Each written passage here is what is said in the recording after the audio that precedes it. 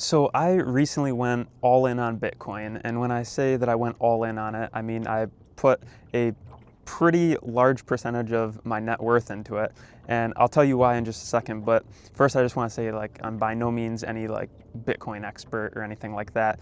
Just about a month or so ago, I went through a Bitcoin course, and it allowed me to see the light for the first time. And I've heard about it for years, and I've always kind of been I was a little skeptical about it and stuff. And I knew a few people who had invested in it and stuff. And it wasn't until that I actually went through that course that I'm like, oh my goodness, I've never went through a learning material like that has opened my eyes. And I'll tell you what caused me to basically pull the trigger on it. And it's that I really learned mainly it's the beauty of the 21 million coins. The fact that it's so fixed like that was really attractive to me. But I saw this visual. It was like a chart, I guess you could say, or like a graph or something almost. But it showed your shopping cart in 1970 or something, and it showed what a $20 bill could buy, and it was all this stuff in the shopping cart.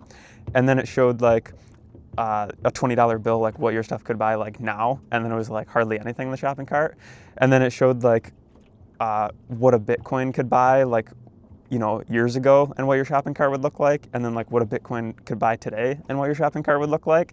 And it was the complete opposite of fiat currency. And it made me really realize, I'm oh wow, this is an actual store of value, not just something that people can make more of and stuff.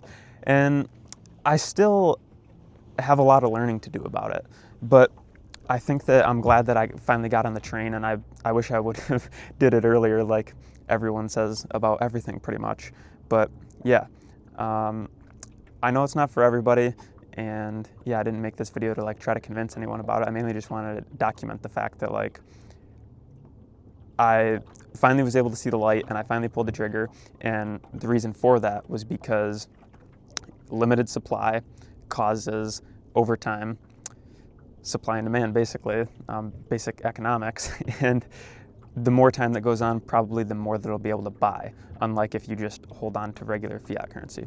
So yeah, that's my biggest takeaway from it that caused me to make a big move and invest pretty heavily in it. So I don't know, it might be a terrible call. I might be looking back on this video, or someone might be watching it in a couple of years and be like, wow, that guy was stupid. I feel bad for him. That really sucks for him.